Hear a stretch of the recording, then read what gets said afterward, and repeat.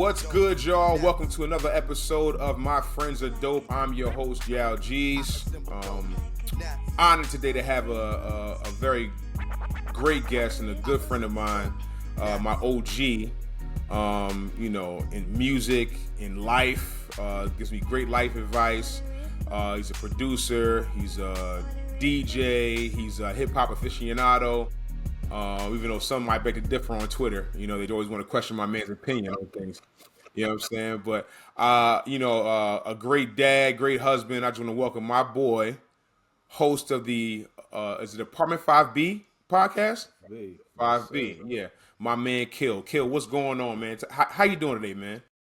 I'm doing dope, man. Been looking forward to this all day. I always enjoyed chopping it up with you about music, life, love, everything in between. So yeah, looking forward to it, bro. Indeed. So I like to start these things off with and just give people kind of an overview as to how we met and how we linked up. Your wife is the sister of one of my wife's best friends, and I think we crossed paths when I released my first project in like 2010, I believe. I released a project called Entry Level, and you got wind of it. And said it was dope, and we ended up leaving at a barbecue somewhere in the Bronx, some random day. We started chopping it up, and since then it's been me and you just kind of chopping it up about life, about music. I've been on your podcast a bunch of times. I've had a couple of legendary instances, like legendary episodes on that platform that we may get into later on, and then also you've done some production for me as well on albums and. It's just been a really good relationship. I look up to you. You're an OG of mine, great father, great husband. You know what I mean? So yeah, man. Like I said, happy to have you on. I also just want to get you started in this space and just let me know. I let people know that one, my Philly card is good. You know what I mean? I think people have. You are good money. You are good money in Philly. I'm good in Philly. So, but the Philly that I know and the Philly as far as when we first started, at least when I started my high school career and started getting familiar with the city of Philadelphia, you are more so born and raised in the city. So I just want to kind of tap into your experience in Philadelphia, what part of Philadelphia you're from, where you're from, and how you came up in Philly.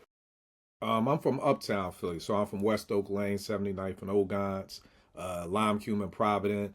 My young boy is Cassidy. Cassidy lived right across the street from me. Like, open my mom's door, his mom's door is right there. You know what I mean? Like, that's my young boy. We probably maybe 6-7 years young. He younger than me or whatever, but that's my guy. Like, so I mean, coming up in Philly was great, man. Like, I mean, even through all the hardships and everything, the ups and downs, like I'll bring Nay to Philly and I'll be like, yo, I got jumped there, or I almost got robbed there. And she'll be like, God damn, like, like, yo, I'm sorry your life was so hard. I'm like, nah, like I loved it. Like, you know what I mean? Like it built, a certain type of character in you, you know what I mean? And Philly's just a different city. Like, and I see it on Twitter when I'm talking to people from different cities and I'm like, yeah, we just built different. Like, there's no disrespect to no place else. It's just everybody is raised differently, just like with your household. Like my best friend could have been raised one way. I was raised to be very polite. I say yes, ma'am, and yes, sir to people who are younger than me. You know what I mean? So it's just Philly just raised me like in a different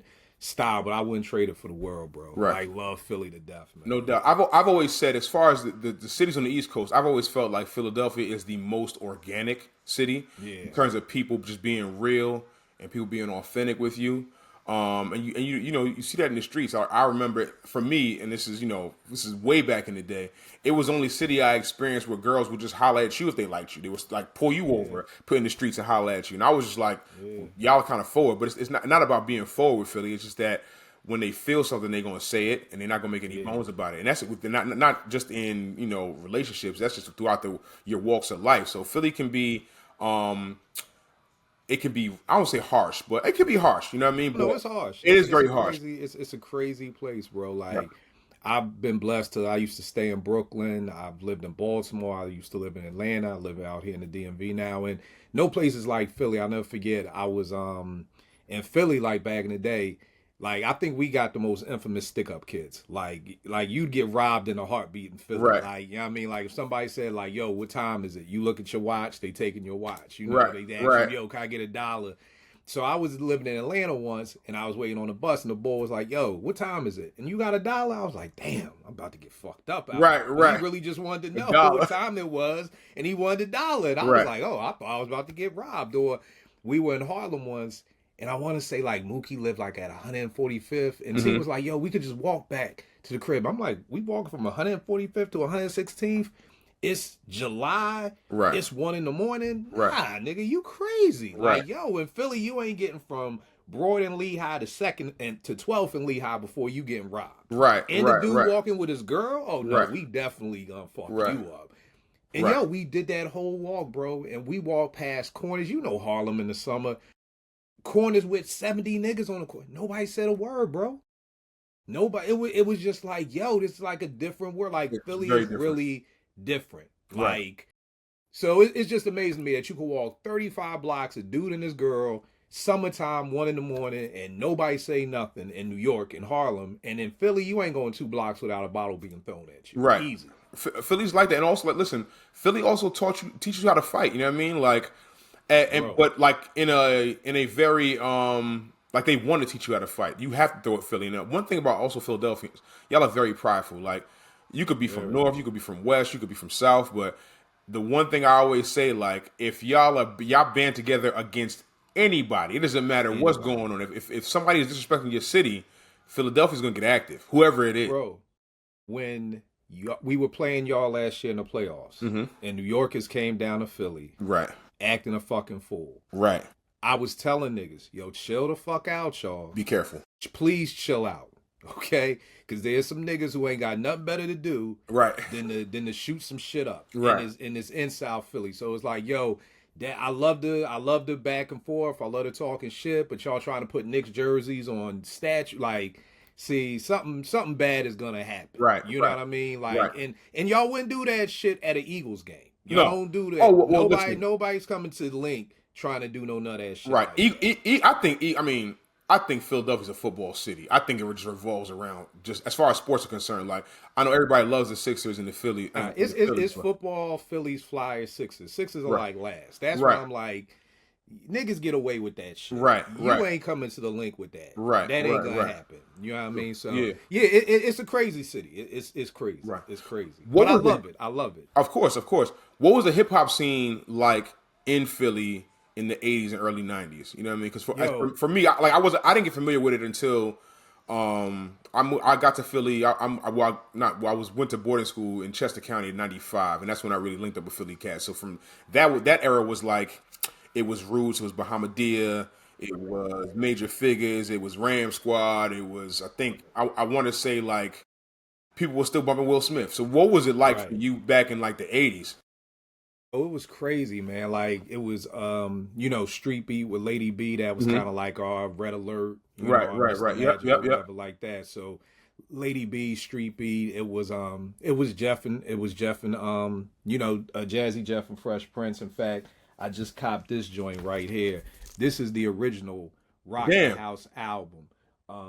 And do I You stay getting a vinyl, Kill. Every time I hop on with you, So, you got something. You got some new vinyl. This is the album that came out for Jive. So this is Jeff and Will's first album. But when it came out on Word Up Records on the indie tip, this was the album. And it's funny because back in the day I used to like it, but then after a while I was like, yo, these niggas just bit Run DMC's King of Rock album. Right. You know what I mean? So it's like, it's crazy. Like, on the back you had that. So Jeff and Will were like, the foundation of Philly hip hop for me. Schoolie D. You always gotta throw Schoolie in the mix. So we had Schoolie D, we had Steady B, and Jazzy Jeff and Fresh Prince. Those were like the three to me that were like, yo, I want to be like them. Like, and they were all from West Philly, and I'm from Uptown. So I wanted to go to school in West Philly, but my mom was like, yo, you ain't going to school in West Philly. Like, you ain't built like that. Like, stop. Like, yo, you talking 2 buses, 2 trains. Nah, man, you ain't built like that. Right. But that's how much I wanted to get into hip hop. And, Steady B and Cool C, they were the Hilltop Hustlers, and then they brought out 3 Times Dope. So like that was like our thing. And for me, I used to stay every summer in Brooklyn, in Fort Greene, Brooklyn, because my cousins lived there, and my Brooklyn niggas will always give me hell because they be like, "You Philly rappers corny, girls ain't nothing but trouble." Like, Right. you know. Right. So it was almost like, damn, man, y'all gotta say some thorough shit. So then Steady came out, and it was like, all right, Steady is there. But then when Three Times Dope came out with Greatest Man Alive and Funky Dividends, like that was like, okay, It like gave, that's it when gave I could y'all go some to New York. legitimacy. Yeah. Yeah, that's when it was like, yeah. But I mean, it was all dope, man. And it's heartbreaking because Steady being Cool C, the whole hoopla with them Right. killing the female cop and Right. Right. going to jail and death row. It's like that was like heartbreaking Right. to us because it's Right. like Steady B for me at least was like what Nas would be for Queensbridge. Right. He If put you're on my for y'all. age, Right. yeah, he really. I mean, in that BDP Serious remix and Let the Hustlers Play, like. So to find that out, and I tell people it's '97, so there's no internet. We just watching the news. It's like, damn, man, somebody cop got killed. That's crazy. And then then at the 10 o'clock news, they like, yeah, it's Cool C and Steady B. It's like, yo, what? Heartbreaking. Like, could you imagine that? Like, the MC that you grew up loving, Right. like, done killed somebody. Like, Right. so. But A Philly cop hip at hop, it that. was You know what I dope, mean? man. Yeah, a cop, a black female cop Right. at that. And nobody, I mean, obviously nobody really gets away with killing cops at all. You know what I mean? It's just, and you already knew what their fate was at that point. So Right, yeah, and them man. being on the run. But I mean, it was dope, man. And I mean, we even had Jersey people like the Crown Rulers was in South Jersey with Kick the Ball. You had YZ with Sons of the Father and Tower with Power. So it was just a beautiful time, man. Hip hop in the '80s was just so dope to me, Right. man. It was. I I mean, know it was I'm new. always the minority with the '80s was the golden era, but it was for me. Like Right. I loved the '90s, but like the '80s was just so much. It was so beautiful. I almost liken it to like cable TV where you had a channel for everything. Everything. Like Right. And I you think could, I think that is the thing that I mean. My uncles they listened to everything. You know what I mean? And it was Rakim, it was BDP, but they also I mean they listened to Lil Hammer. You know what I mean? Like right, and right, so it was like you just had so many avenues. If you wanted to go gangster, you can go gangster. If you wanted to go introspective, you go introspective. You listen to Kwame, listening to NWA. You could just go an right. array of ways in the '80s and well, late '80s and early '90s. So, And the beautiful thing was, bro, is then they would all tour together. right, You could get everybody, an NWA tour with Kid and Play, Salt and Pepper, Too Short, and Big Daddy Kane. right, The equivalent of that tour right now would be like Chance the Rapper, Benny the Butcher. Like you don't get the genres right, mixing, and they all respected each other. right, NWA would tell you, yo, I love Kid and Play. These right, my niggas. Like right, it wasn't like, oh, these niggas soft. They dancing. It was like, no, everybody had this love and admiration. You would read the liner notes, and the rappers would be thanking other rappers. right, Like that was right. part of the liner notes. I It's remember like, I yo, remember the first time I saw the Tribe album. Was that Midnight. Midnight Marauders when they had Yeah, with every single everybody's rapper's pictures on it. face on it? Yeah, I Yeah, mean that's I listen. I was a shorty, but I really couldn't process it because, and I'm not even sure if I knew all the rappers on the cover. You know what I mean? But it right, was just like dope to see like looking back how everybody really fucked with each other in the game. You know right. what I'm saying? So let me ask you this: what was your foray into hip hop? Were you breakdancing? Were you rapping? Were you DJing? Was you like? I want to know where the inception of hip hop kill came from. Bro, this right here, man. This is Kill in '84 at 10 years old with two turntables, Oh man. man, So I mean, '84, man. It's like like Com said, I met this girl when I was 10 years old. I always believe at 10 years old, that's when you can start knowing what you like. Like, yo, I fuck with wrestling, or yo, I really fuck with hoops, or whatever like that. Saw Run DMC on American Bandstand with Dick Clark, and it was just like, yo, that's it, And it was like You're seeing good. Jam Master Jay, and it's like, yo, what is he doing? Like, what? That's when we used to have the turntables and what they would call coffins. You know what I mean? And it was just like, yo, why you got two turntables? Or he scratching? I remember going to my mom's and my dad, like, yo, I want two turntables and a mixer for Christmas. They like, yo, what you need two turntables for? Like, now in 2025, that just sounds normal. Right. Like, but in 1984, it's like everybody's house had one turntable. Right. You had the old school joint, so Right. it was like, why you need two? And it was like getting that, and then after that, it was just hip hop all day. It was like me and my man, Cool DJ Frank, lived down the street from me, just DJing every day, trying to rap every day. So I did everything. Like I came up on Beat Street, so Beat Street. What I loved about it is it's the graph, it's the MC, and it's the DJing, it's the the breaking. So I mean, break dancing. I did everything, bro. Like outside of actually tagging a train or tagging a wall, like all my notebooks, graph, everything. So it was. That's the beautiful thing about '84 because I always tell people hip hop changes so quickly. Because the person who may have been who turned 10 in '86, now guess what? Breakdancing is over. Right. Nobody breaks no more. Right. Right. You Right. watch Crush Groove right now, there's like a dude spinning on his head in the beginning of the movie at the car wash Mm-hmm. scene, but after that, there's no breakdancing. Right.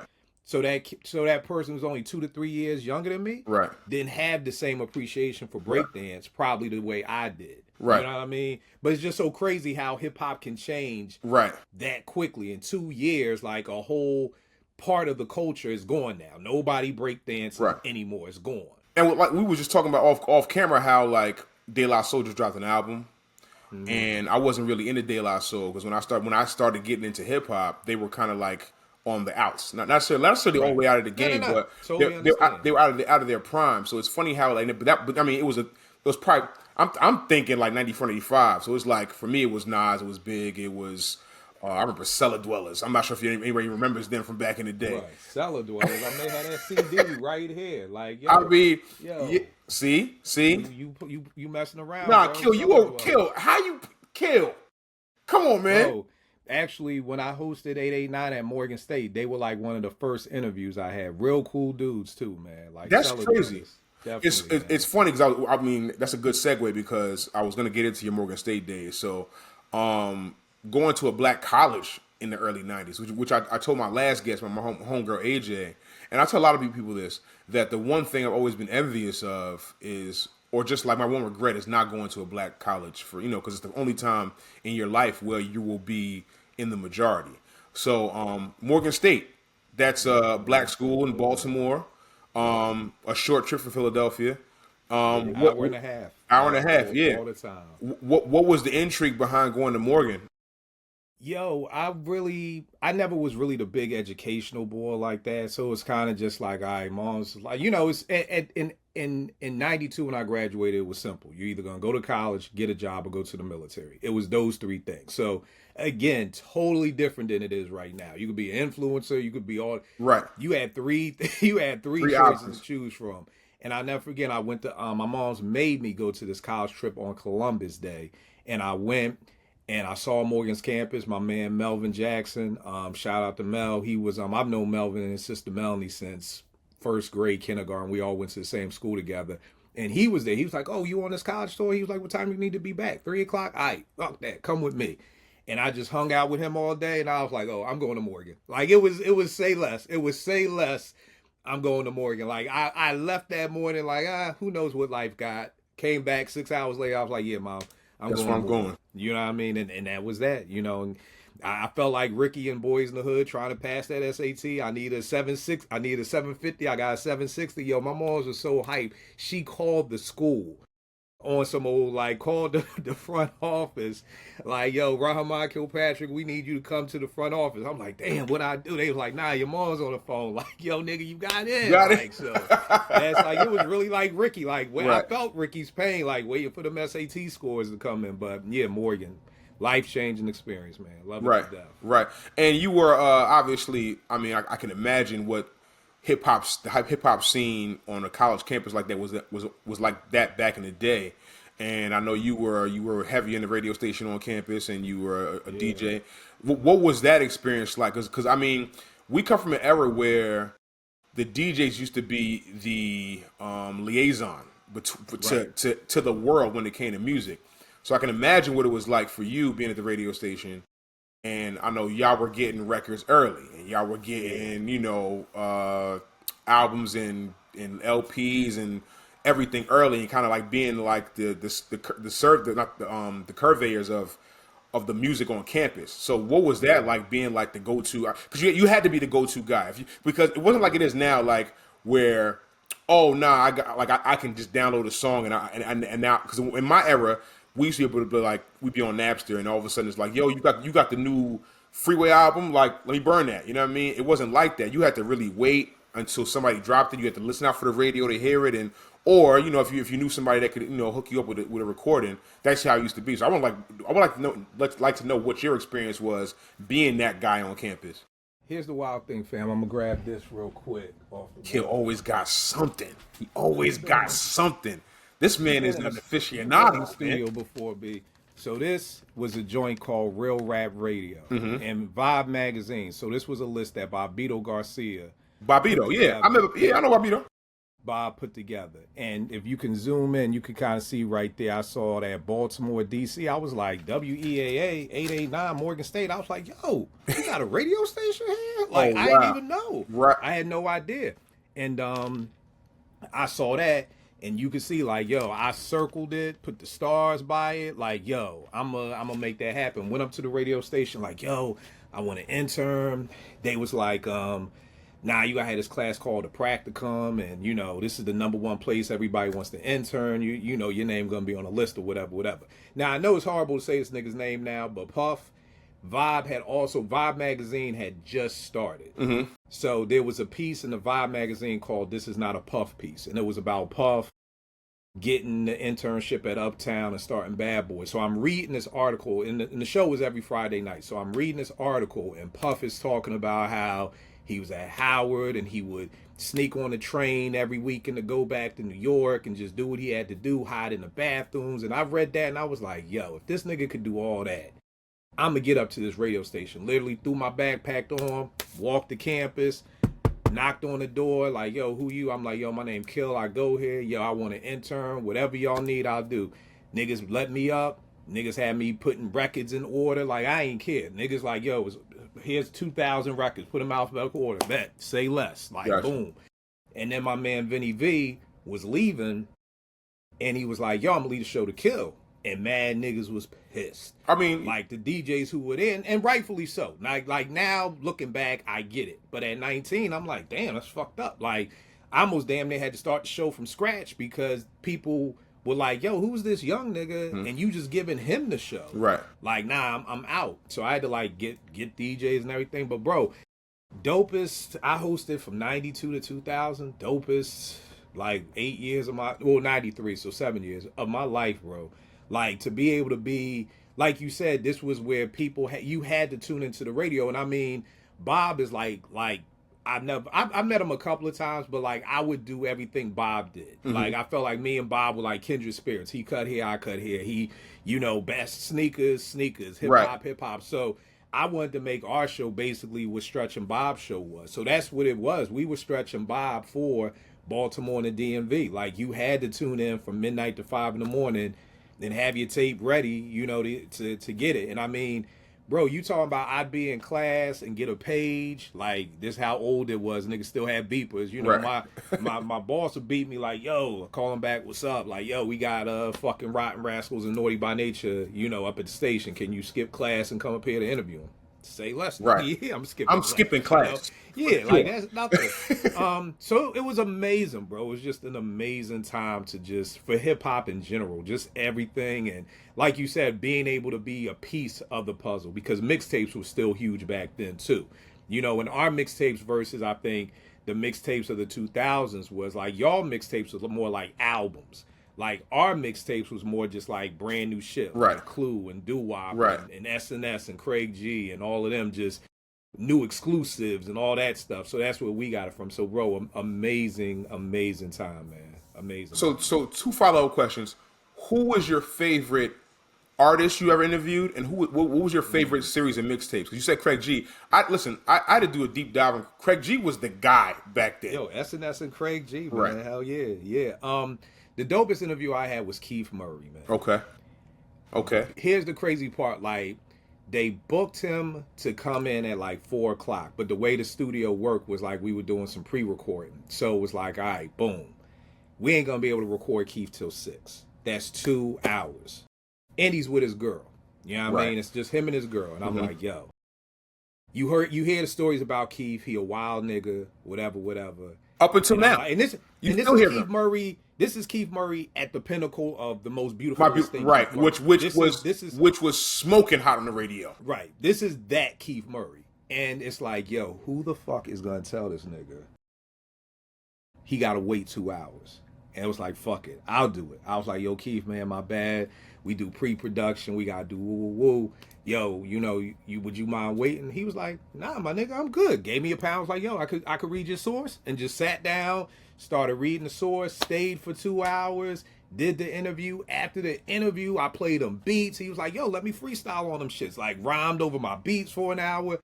The coolest shit ever. Like, I always tell people, the niggas who you think are the coolest be the most wackest niggas, and it be the flip. The niggas who you think, like, I knew Keith was gonna swing on me. I was like, damn, I have to rumble this boy Keith Murray. Like, right. And he was the coolest, like, down to earth. And the reason I want to say for people watching, the reason why I said he was with his girl is because you know how niggas get, y'all. Right. I'm well aware. You know how niggas get. I know exactly what you're talking about. Especially when it's like, oh, you trying to play me? You know I'm Keith Murray, and you gonna have me waiting for 2 hours? It's like, yo, I gotta chill as shit, man. Dopest interview ever. That was it, man. And I was just like, yo, this nigga really hung out with us from 4 o'clock to 8 o'clock for 4 hours and just kicked it with us like a regular nigga. Like I said, the part that blew me was like, I was like, damn, I know he gotta go, but I gotta try to get him on a beat. Right. I wish I still had them tapes of him rhyming over my beats and just like him just going bonkers on my shit, man. And this is when I first started producing, so my beats weren't even that good. Right. But he still went over them. It wasn't like, nah, B, these shit's whack. It was like, nah, man, I'm with it. Let's go. So that was definitely dope. And my bad, what's the second question? Mixtape DJ. Who your Doo-Wop. Doo-Wop, okay. Easily. Okay. Doo-Wop. Okay. Doo-Wop used to have the Bounce Squad. Right. And it was these MCs. Lord Tariq from Lord Tariq the Guns was in it. I forgot the shorty's name who was in it. And it was this nigga named Snagglepuss who was in it. I heard of Snagglepuss. And Snagglepuss, these mixtapes was so big at like 93, 94. From like 93 to 96. Doo-Wop was just as big as a signed artist. Right. You know what I mean? Like I remember. I remember. Snagglepuss. And the funny thing is that this is what I miss about hip hop. This nigga Snagglepuss rhymed like Snagglepuss, the fucking cartoon. The cartoon, right? Okay. So he'd be spinning. He'd be like, "And I don't even know." And it was like, "Yo, we love that shit." Nobody was like, "Yo, what's wrong with your man over here talking like that?" Like so you would buy a doo-wop mixtape just to hear the Bounce Squad intro. Like they would do like a 5 to 10 minute intro, and that was gold right there. So easily, doo-wop. I know I got a joint in here somewhere. This joint right here, Do You Remember? Damn. Just a whole breakdown of just mixtapes? Yeah, I might have to cop that. Like, and you talking about Craig G, there's the SNS and Craig G right there. It's funny. You know what I mean? SNS is a family friend, and it's my wife's favorite DJ for a party. Because he still goes crazy. The Doo-Wop 95 Live Yeah. You know what I mean? So, I mean, like, this is like, you talk about art to me, like, this is just art. I see that Mr. C, I see Green Lantern, I see Primo, I see... Yeah, bro. That's crazy. Is that a Dirty Harry? Yeah. Oh, yeah. Okay. Yeah. You know what I mean? So, yeah, so definitely a mixtape. So, definitely Doo-Wop. Loved everybody. Loved Ron G. Ron G is what put me on. Ron G's another one. Another legendary mixtape DJ.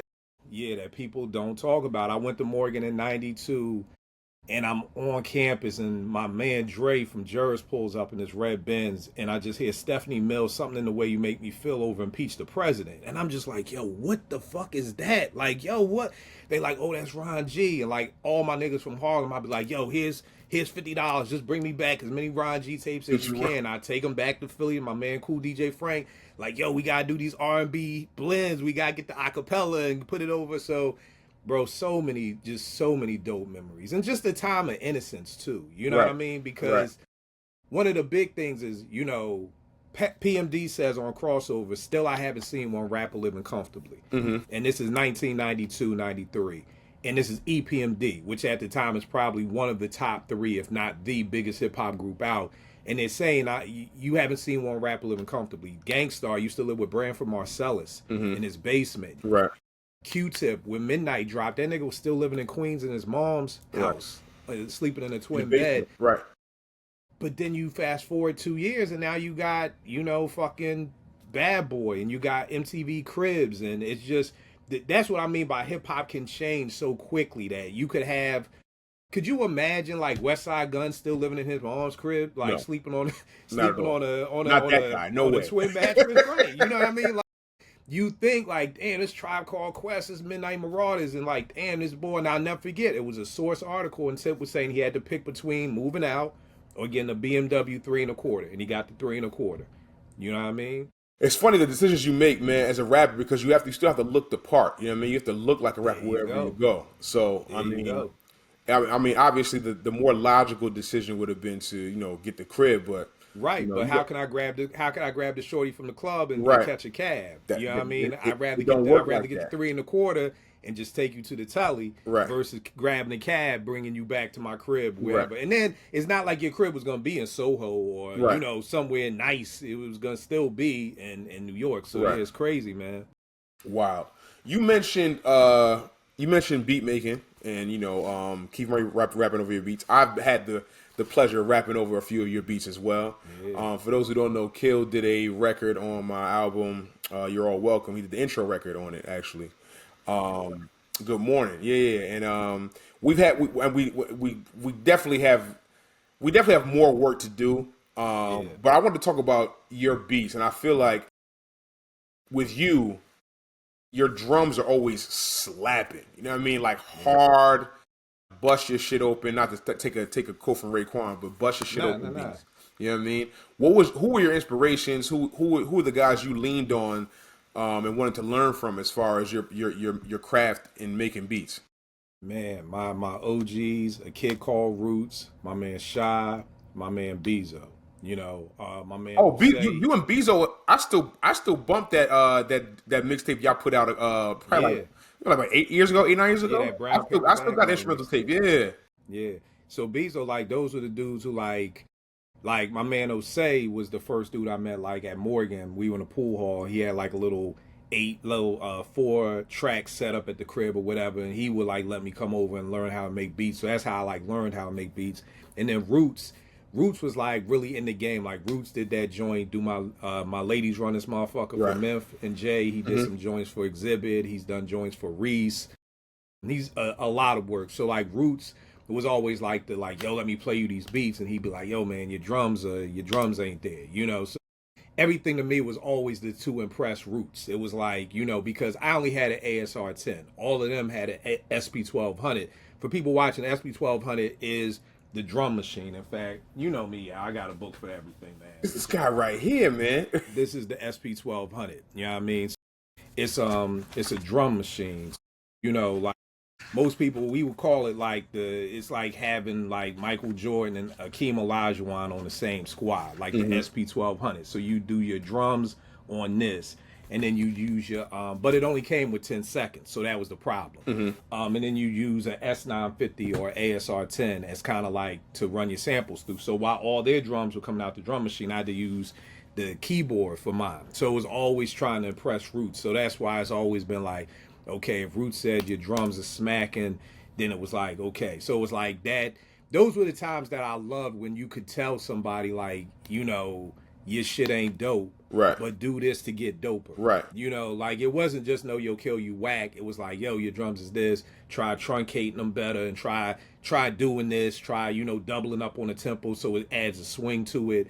You know what I mean? And it was like, okay, boom, I gotta impress Roots. So like that's where, and in the 90s, that's where it was all about. Your drums were your bread and your butter. You know what I mean? Which is why I'm on this whole drumless hip hop kick. Gotta stop, like because it's like that's the boom bap. Right. You know what I mean? Like I remember Premier saying he would leave D&D and he'd take it in his MPV and go out to the hood in Brooklyn and blast out his MPV. And if niggas on the block liked it, then he knew it was a hit.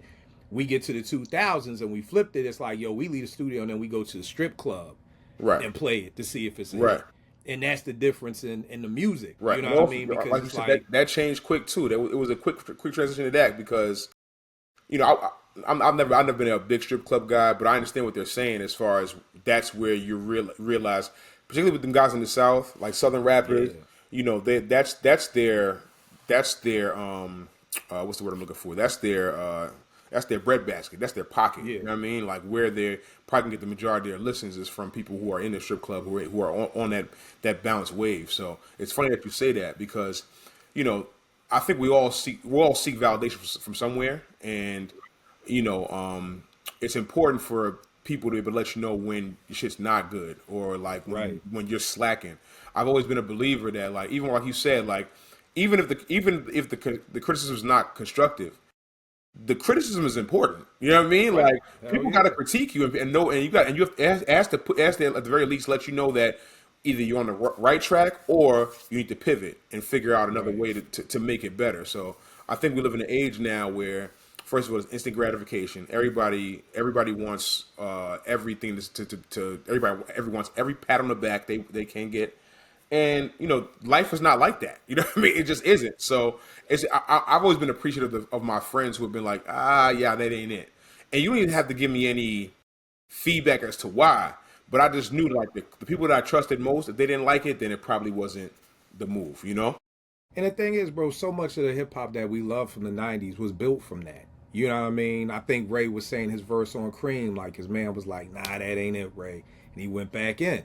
You know what I mean? Like versus now when people record, most people are recording by themselves. You know, people are recording in their own house. You know what I mean? So it's kind of like, yo, whatever you send over is what you send over. You know what I mean? So you don't have, and people aren't allowing people to kind of give them constructive criticism. Like, like in finding the right pockets. Like when I started writing scripts, I found people who I knew were literary boys who Mm-hmm. like reading and things like that. Right. And those were the people that I went to like, yo, boom, here's a script. Tell me what you think. You know what I mean? My only thing, you can say it sucks. The only thing I need you to do is tell me what you didn't like. Maybe Mm-hmm. that scene went too long, or, Mm-hmm. yo, I ain't really believe he would say that, or Right.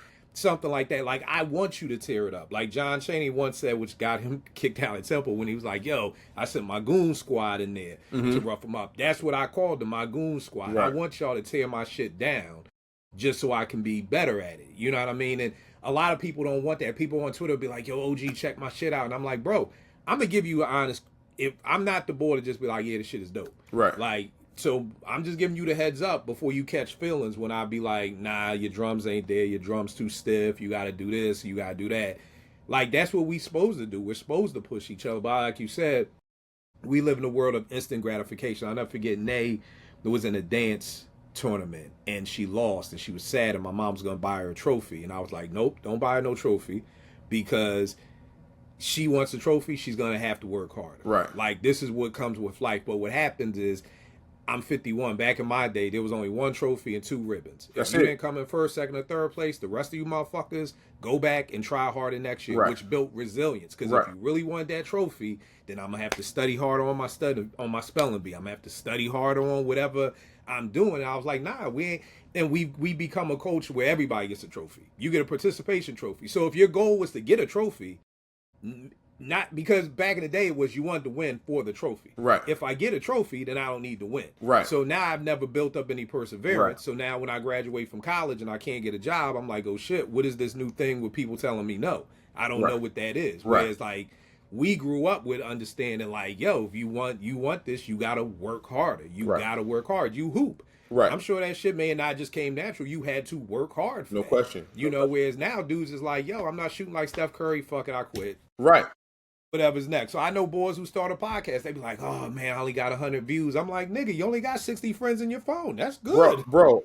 Like you can't expect, people expect off rip, like I'm gonna be getting 10, 20,000 views That's after not one how thing. it And I'm works. like, that's not how the That's game how it works. Also, my thing is, if you put yourself out there in any capacity, whether it be music, whether it be acting, whether it be podcasting, whatever, anybody that takes their time out to like listen or like engage with your content, you have to be thankful for it because they could be doing something else. They could be doing something else. I tell boys all the time, like, yo, if you listen to 5B, it's over 2 million podcasts out here, Right. y'all. So Right. if you give me 2 hours out your day, yo, I am super Right. appreciative. It's You know what I mean? it's the same thing. Remember, listen, like 20 years ago, there were a million rappers. Now there's a billion rappers. You know what I mean? So it's like, if you take time to hit the play button on anything that I put out, I am like eternally grateful because it's not this thing we do, whether like you sending beats to people, me sending me doing rhymes. It's not easy to put yourself out there like that. It's not easy to put yourself like art is a very vulnerable thing. You're putting yourself out there. You're leaving yourself up for criticism. And listen, for me, I've always dealt with criticism in a good way, but others don't. You know what I mean? Others have issues with it, and I think it holds people back. Even me doing this podcast, bro. It's taken me. I've had this idea for me and my man Kyle had this idea for a podcast for a year and a half, but it was more about, okay, this really isn't my lane yet. You know what I mean? But I have to give it a shot, or else. And listen, at the end of the day, if it doesn't work, it don't work. You move on. It's more about getting over that hump of doing it, because I think we don't realize is the effort is more important than the result. Honestly, it really is. The results will come with more reps and more content. The results will come. Like 100 views, bro. I would say if this podcast gets 100 views, I'm gonna be elated. Like I'm gonna be telling my wife, like, yo, 100 people check my shit out, bro. You know what I mean? Like, for real. And that's the thing where this generation doesn't know about growth. You know, they, like you said, they want it all now. And it's just something like where it's like, nah, you gotta, you gotta also like know your audience too. You know what I mean? You gotta understand, like, even with 5B, it was like I was doing research, like what are other podcasts doing? Like okay, I don't want it to be this. I don't want it to be like, I don't want it to be time stamped. Like none of our episodes have ever been about like what's going on right now, like Drake and Kendrick, because who's gonna watch that 5 years from now? Nobody. It's got to be evergreen. You got to be able, right, to last. Right, but the topics we just did a joint like, yo, if your kid came to you and said he or she wanted to be an MC, like what 5 albums would you give him? Like you could listen to that today, you could listen to that 30 years from now, But I understood for my podcast, I want to be able to teach hip hop at a collegiate level. So for me, I wanted the podcast to be something where I could send to somebody at a college and say, check this out. You know what I mean? So that's why for me, Apartment 5B is like a teaching podcast. I want people to walk away learning something like, damn, I didn't know that. Or, I know what to check out now. So again, it's kind of like what the goal was. But yeah, man. I mean, it's definitely, I appreciate anybody who taps in to listen to listen. I always say an old man talking shit. So right. I appreciate it. That's what we are. That's what we do. You know what I mean? Where did you? Well, I know where you came up, but just tell the people where you came up with the idea for Apartment 5B. Originally, it started out me and Eb, my best friend, my brother Eb. We would talk every day, like for hours about hip hop. And we would always just be like, yo, we got to find a way to do a podcast. But he was in New York, I was in the DMV. And I think T came home one day and she was like, yo, I was in this meeting at work and they had this thing called Google Hangout.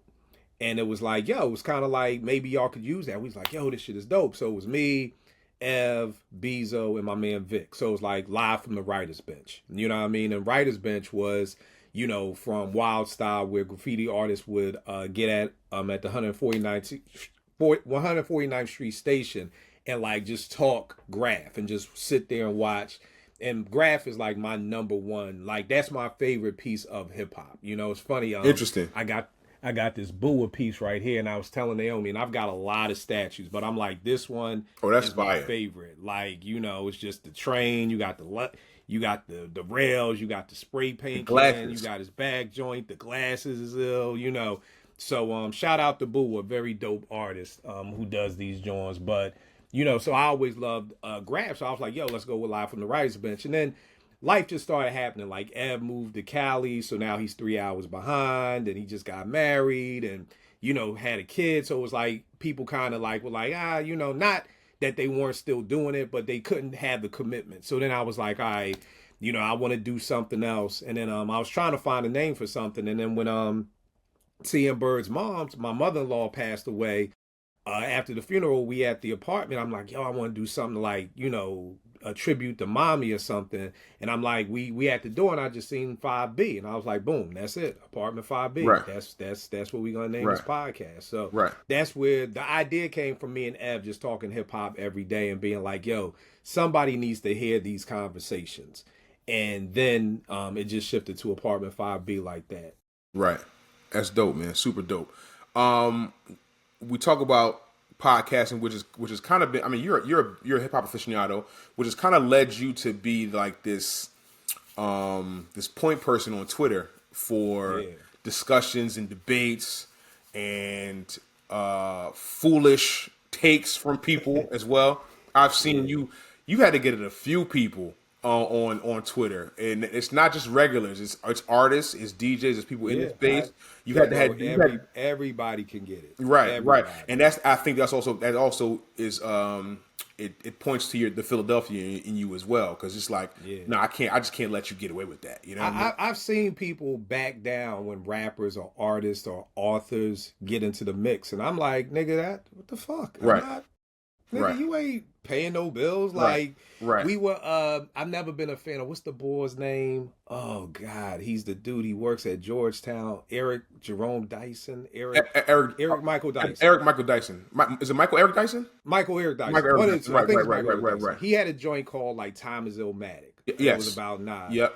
And I wasn't a fan of the book, and then like we were like people were like talking about it, and then he jumped in the conversation, and then people just were like, "Oh, Mr. Dyson," and blah blah blah blah blah. I'm like, nigga, I don't give a fuck. Yo, true story guy, right handed guy. This is how much I didn't fuck with this nigga. This true story. My homegirl Vic, shout out to Vic. It was a spot in DC called the Black Cat. Raphael Sadiq was there. She knows I love Sadiq, but she knows with my fibromyalgia, I can't stand long. So she was like, "Nah, I'm gonna get you a table over in VIP." Yo, why was dude and his wife sitting right next to me and T at the table? And I did not speak to this nigga. I mean, granted, bro, like you got the same energy. But it's just like I didn't. It wasn't even like, "Hey, what's up, man?" It was just like, "Oh, this nigga, like I don't even fuck with you at all." Like I don't fuck you know with you what online. I mean? I don't fuck with you in real life. Like, right. But I told the dude like, and again, I'm like, "Yo, you know what?" Because we're going back and forth about the book, and he was like, "Well, Nas likes the book." I'm like, "Well, nigga, if you wrote a book about me, I like the shit too." Right, like, nigga, that don't mean shit. So I said, "But here's the great thing, bro. You write in Georgetown. You know what my teens will really need to see? They need to see an educated black man. I don't give a fuck if I don't like your writing or your books or whatever. You're an educated black man. You're a professor at Georgetown. It would be great for you to come over here to the other side of the city, and let's me and you debate. Right. Let's me and you have it in person. My teens can watch it. You can kick it with them. Sign some books for them. You know, crickets. You know, because that's my thing. Like it's never about like inviting somebody out on some hoopla, but it's like, yo, come on out. Like, come on out. Like, I have to beg people to come work with my teens. So if I can get into it with a rapper, it's like, yo, please come out. Talk to my teens too. Right. Like, we could chop this up in person. Right. I remember you having a debate, a similar debate with Just Blaze about about I'm not sure what the crux of the dialogue was. Exactly what the fuck it was about. Right. Well, you can get into that, but what I do remember is like, yo, okay, if you want, come do a beat battle with me. You know what I mean? In person, in front of the kids, so they can see, another black man in a successful space and be inspired. But after that, it'd be cricket. Yeah. That's all it's about is like come out, and it's crazy I have to beg black men to come work with black kids. Like that's just asinine. Right. But I have to. The Just thing was funny because I think I put out a sample with my man, I think Manhattan Mayor, and I saw that Just used the same sample, and I think I put on Twitter like, yo, I know people gonna think Just, I bit Just beat or whatever, but just letting y'all know we had this beat 2 years ago, and I think Just jumped in and said something slick, and I'm like, nigga, PSA, like one of your biggest hits was Buck Wild, my nigga. Like Buck Wild used that as an interlude on OC album back in '94. So, and then it was like, yo, and then don't act like Evil D and Walt, the beat miners, ain't have an issue with you with using the same sample. Then he like posted a picture of him and Evil D, like, nah, we good. And I'm like, yeah, y'all good now, my nigga. Y'all wasn't. You know what I mean? And I said, yo, bro, do this. Get you an MC. I'm going to get one of my MCs, and we just going to do a beat battle. That's it. Don't put Just Blaze and none of that shit, because I know how niggas get. They hear that, oh, he won. He ain't even hear the beat drop yet. Right. Get you a regular MC. I'm going to go and like, let's just do it for the culture. Let's do it for fun. And I get it. It's nothing in it for him, And then the worst case, it's like Bron in the dunk competition. Now, if people like Kill beat more than Just Blaze beat, but again, it's like, yo, bro, let's like, I want to get away from that. Like, I grew up in the era where Jordan and Dominique would go at each other, like the two best. And again, I know Just is probably like, nigga, you ain't on my level. 100% right, my nigga. I am not nowhere near your level. But again, it just would have been fun for hip hop. You know what I mean? So, but yeah, there's no backing down, because why? Right. You know what I mean? Why am I going to back down for you, my nigga? Again, that's just not how Philly raised me. I feel you. Listen, bro, look, you know me. Me and Cormega. I know you and Mega. Me and Cormega had it out. Right. I said point blank, I really don't bang with Cormega, and one of his fans tagged him in it, and he and I had it back and forth. And it's like, yo, bro, I never said you weren't an accomplished rapper. I just said I don't like the way you rap. And he's like, oh, I'm the reason why you independent and you're able to be. I'm like, bro, that's all well and good. All that's fine. I don't like your rap, and there's a gang of people who are like me. And then I think he blocked me, and that's the last I seen Cormega on my timeline. You know the funny thing? I was just talking with Ev about this today, and I was like, yo, when did it become that dudes are so fucking sensitive? Bro. Like, if somebody told me on Twitter, like, yo, I wasn't feeling Kill's last album, there is nothing in my spirit that is gonna want to reply, say fuck you, what do you know, drop your location. Right. There's nothing in my spirit that is gonna do it. And you know what I realized, y'all? You know what it is? It's social media. It is. Social media is what did this, because, and the crazy part is that these will be hood like legends. Like, I heard about Megan and Queen. Megan, how the fuck do you give a fuck about if this nigga like your shit or not? Like, yo, like you are a hood legend. Like, but what I realized, y'all, is this. Walk with me with this. Big Daddy Kane, 88, one of the biggest MCs ever. I love Big Daddy Kane. He's like the Rosa Parks for dark skinned niggas. Like, Big Daddy Kane, no, it's a fact. It's a fact. No, that ass. Girls would be like, Kill, you cute, but you too dark. Right. And then Kane dropped, and it was like bananas. Right. We all loved Kane. Kane never understood how much love he had across the country, because the only times that he would be in Philly would be for a record store signing. And that would be like an in-store. That would be when rappers would come to cities and they would go to the most popular record store, sign autographs. Whereas now on social media, you open up your mentions on Twitter every day, and there are 20,000 people a day on your dick. Every single day. Right. And it's like Ye said, it's hard to be humble when you stunting on a jumbotron. Right, that's a fact. So what happens when you have 20,000 people singing your praises every day? The one time a nigga says, I don't really bang with you. Oh, you fucking hater. Fuck this nigga. What you know about hip hop? Blah, blah, blah, blah, blah, blah. Bro, it's crazy. And it's just like, yo, but I get it. It's because every day you just have people just sucking you and off. praising You're the best. Oh my God, you're this. Oh my God, you're that. It's like, I think it was Dave East. He said, yo, this dude and this girl came to a show. They paid for the pictures afterwards. The dude pushed his girl out the way to get in a picture with Dave East first. This is where we're at with male groupies. That's crazy. Nigga, how you gonna push your girl out the way to get in a picture with a nigga Cut first? it out. It's wild, bro. It's wild. But this is what we're dealing with. So, again, I get why MCs are so sensitive. Because again, like I said, 30, 40 years ago, Kane had no idea, how much love he got. But when you just log into Twitter and you were just, I call them the Secret Service. These dudes will defend their favorite rapper before they defend their mother. They will take a bullet for their favorite rapper. And nigga, you done argued me down for 20 minutes and you still got to have to pay for the Boldy James ticket. Like, after all this capping for Boldy, nigga, you ain't even get a free ticket. You ain't get a free CD. You ain't get a t-shirt. Nothing. You ain't get nothing. You know what I mean? I'm not sitting here defending no other grown-ass man that I don't even know. Like, niggas be like, yo, I don't like Rock Marcy. Change my mind. Nah, I'm good. Fuck, I look like changing your mind. I don't work for Rock Marcy. Right. If I change your mind, do I get $100? Like, where's the bag at? Like, now, if you tell me, yo, Kill, if you could change my mind, yo, I got $1,000, and you dead ass, cool, let's play.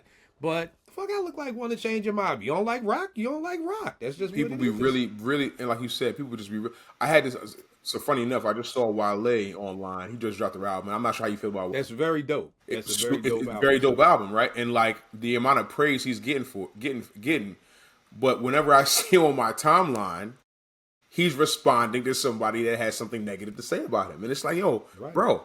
From everything I'm seeing on the timeline, for the most part, like I'll say probably 90% of the comments I'm seeing about Wale have been overwhelmingly positive about the album, but he will choose to respond to everything negative, and it's like, yo, bro, you gotta have a little thicker skin than that. Also, you've been in this game too long to not know how this goes. This is how it goes when you're in the spotlight, Yeah. And it's funny because I was telling Ev, it also started with Erykah Badu in 97 when she was like, I'm an artist and I'm sensitive about my shit. It's a classic line that every artist and every artist uses it. And my reply to that is then play that shit for your homeboys in your car. Right. Because the second you hit upload and you To the make it masses. public, Yeah, man. you're gonna have to be able to take criticism. That's it. And that should be okay. Right. You know what I mean? And I like that line has just like ruined music to me because people be like, yo, Kill, listen to this now. I'm sensitive. Then don't play for me. I tell niggas don't play for me. Right.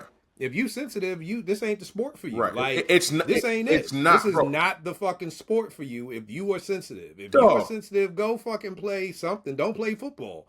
If you don't like getting hit, this is the wrong game for you, right. my nigga. So I can remember when I first started, like, this is back in the days of CDs. When I first started having CDs, and I remember I gave a CD to a nigga, and then I watched him take the CD and throw it in the trash as soon as I gave it to him. I'm just sitting here like, but bro, it was like, it stung. I want to be very clear, it stung, but it was like, all right, well, whatever, it's cool. Like, if you harp on that type of stuff, you will never be able to move forward and never be able to make better music. Like, yes, it hurts that this hard earned work and you paid what was it? What did I pay at that time? You paid $200 for 500 CDs, and this is your investment and all the studio time and all the money and time you've invested, and you hand a person a free CD just to listen to. You know what I mean? When you're going. Didn't give two shits. Threw that shit right in the trash. I watched him throw it in the trash. But at the end of the day, it was like, okay, well, I still got 499 more CDs. And right. We'll see what happens. You just have to move on from it. You have to just be like, okay, that's one listener who doesn't like my shit. I can't expect everybody to love my shit. It's just because my shit's not for everybody.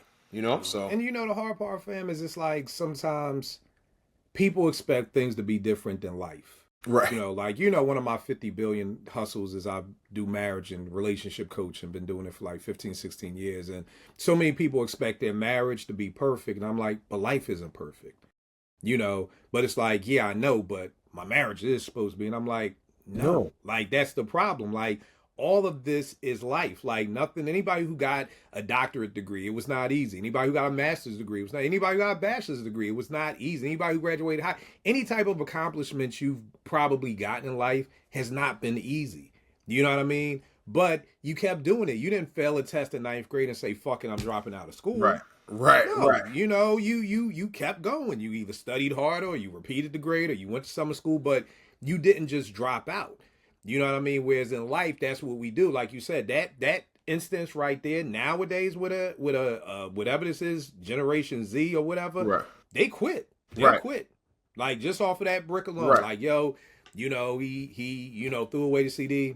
This ain't for me. This ain't for me. You right. know what I mean? Right. Like that's not life. And it's a reflection of the kids' attitudes now. Right. Where they can't and maybe we'll get into it about my work with teens, but bro, it's a good. We can get right into the teen center. So you do work at a teen center. You've been there for about, I think, what, 20 years now, 15, 20 years now. I've been working with teens for 26 years. Yeah, and I've been at this one for 13. So I and we all know, like, you're in the DMV, and listen, it's no secret that the DC area it's a tough area, particularly for kids. What has that been like? Because since I've known you, you've always been just a point person for just trying to help the kids out. You giving out free haircuts at a certain time, and then I saw that you're helping kids get into music. You're helping them make beats in the studio. You've given them like studio equipment inside the teen center so they can come and sharpen their craft. What has that been like? And what is the gratification of that for you been like over the last 13 to 20 years? Man, it's been crazy, man. And it's funny because I never wanted to work with kids, man. Like, my whole thing was hip hop. I saw Crush Groove. Why is it all the people I loved growing up are like assholes, like Russell Simmons? Like, it's like I saw Crush Groove and I was like, I want to be Russell Simmons. Then I saw Bad Boy. I was like, I want to be Puffy. Mm-hmm. And it's like both these niggas on the run. But I interned at Def Jam and it was just like a cutthroat. I saw the cutthroatness of it. Like, I was working with my boss and she was like, we need an idea for this. And I gave her an idea for, I don't know if you remember this MC Gemini, the Gifted one. He actually just passed away at a joint called Funk Soul Sensation and Brooklyn Kids. And I was like, yo, we could do this with the van and do this. And she was like, oh, that's a dope idea.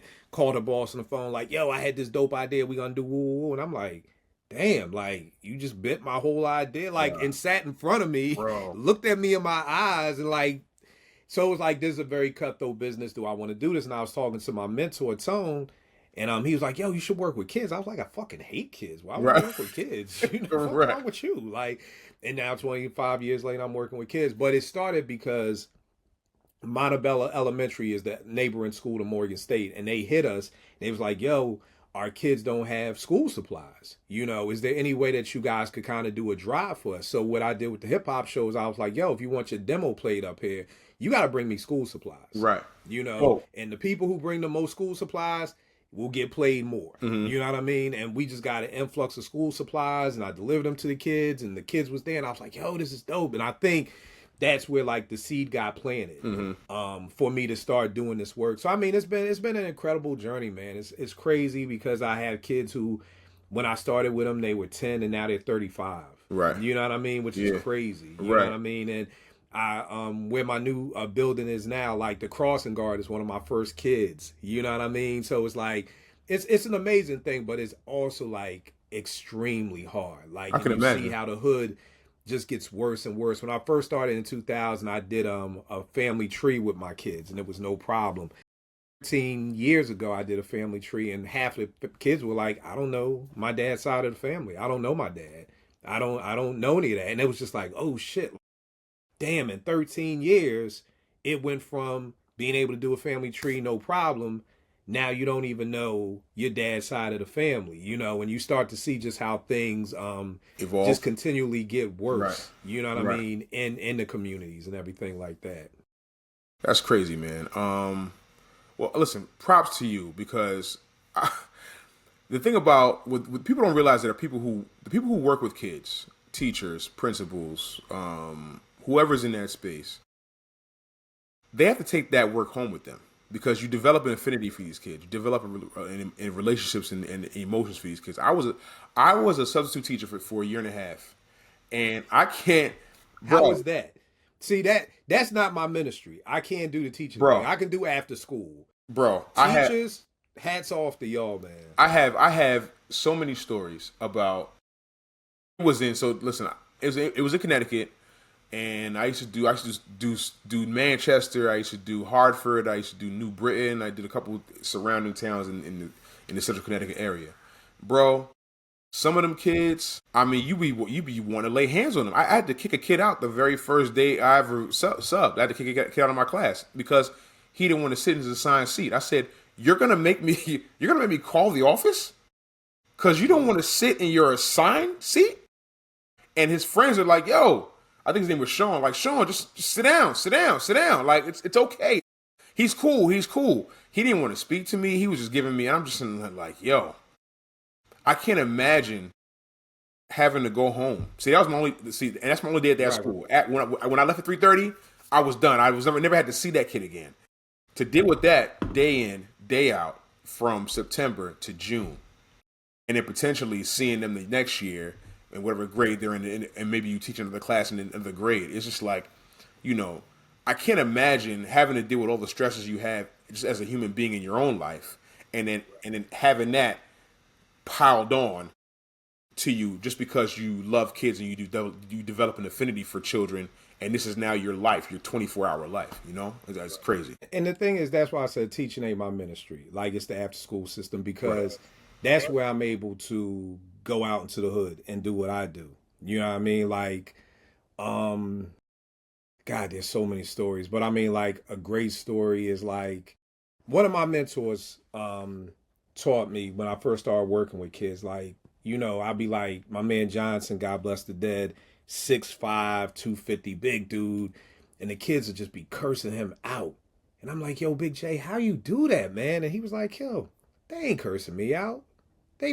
My man right here, yo, his pop been locked up for 2 weeks. He don't know if his pop coming home. Shorty over here, yo, his mom been missing for 3 weeks. He got to take care of him and all his siblings. Like, he started pointing things out, and like that was the great seed to be planted early on for me to understand, like, 99% of this ain't even towards me. Right. It's just I call it misplaced anger, and they don't have anywhere else for it to go. Now, the hard part with teachers is you all don't have the opportunity to be like, yo, Sean, come here, let me talk to you, because you Right. got to teach this whole class. Right. Whereas I can pull the boy up like, yo, come here, let me talk to you. Like, I'm in the hood. My teen centers are in the projects, so I can be like, yo, we gonna see your moms right now. Oh, you ain't coming? Fuck it, I'm going to see your mother and without you, Right. nigga. Like, Right. you know what I mean? So, and I'm able to have those conversations with parents, like conversations, and it's like, yo, what the fuck? And a lot of times, you know, you just see like these kids. I'll give you a great example. One of my kids, I was in this program with University of Chicago, and I did a capstone for a hip hop curriculum, and I actually won funding for it. So I'm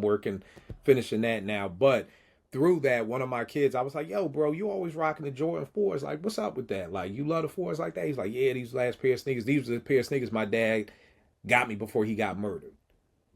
And it's like, wow. Crazy. Okay. Like, okay. Like, yo, you been talking to anybody about that? Like, yeah, you know, I'm going to counseling. I was going to counseling. You know, my mom, you know, stopped, and I'm like, yo, you want me to reach out to your mom, see if she would, you know, be down? He was like, yeah, can you do? So that's the thing. Like, I get the space and I get the opportunity to kind of go deep to find out what's wrong, you know, with this kid, because so many things, you know what I mean? Like that, you could have reminded that kid of his dad, and his dad used to beat his mom, or you know, as a young black man, he saw a black teacher, and it's like, nah, fuck him, he ain't gonna tell. There's so many things that, you know, and that's why I enjoy my job, because it's like trying to figure out what's wrong, and then trying to figure out how we can get some of that anger out of you. Right. You know what I mean? Whether that's going to boxing, whether that's doing podcasting, whether that's doing whatever. So my job is easy. It's easier than a teacher's, because I have a record. I mean, Prince's organization gave me $15K to build a podcast and a recording studio. Right. So like my office is a recording studio every day. Right. So it's like, that's totally different than a teacher who has to come in and sit at a desk with 38 kids. Right. You know what I mean? So, and learn math and reading. Yeah, and learn math and all those things. You where know. it's like, I'm just there to kind of figure out like what's wrong with you and how we can make things better. But it's bad out here, bro. I can imagine. I can imagine. But listen, I mean, you're doing the work. I got to commend you for that, because, listen, they don't have enough people like you out here, people to talk to, people like, they don't see enough black faces in general, just people, black faces that are doing positive, black men who are doing positive things in the neighborhood. So I got to commend you for that. I also want to commend you for the job you've done as a father. Thank you, man. You know what I mean? Nay has, first of all, I've known Nay since she was a little girl, just to see her growth and everything has just been really, really lovely to see. She's a beautiful woman now, in college, doing her thing. I kind of wanted to get into your relationship with your daughter, and particularly the hip hop side of it, because a few weeks back you called me, or you texted me like, yo, did you go to the No Worry show? And I was like, nah, I actually forgot about the date because I was taking this class and kind of just slipped my mind. I never got a chance to go. And you sent me a video of you and Nay at the show singing these songs word for word. And that's something that I hope, if I'm blessed enough to be on this earth long enough, that I'll be able to do with my daughter when she's of age. We can just go to a show and really enjoy the same type of music. Cause I remember you posting a clip back in the day of Nay. You said Nay was upset about something, or she had a little fight at school or something like that. She was like 2 or 3 years old, and you were like, listen, when you come in here, you know, you can express yourself, you can let out your anger on the mic. And she was mumbling words on the mic to a beat, expressing herself and getting her anger out. And that started from a very young age. So I just want to know, like, what is that relationship like, being like a hip hop dad? You know what I mean? Because that hasn't always been the case for us. It hasn't always been a cool thing for us, you know? Right.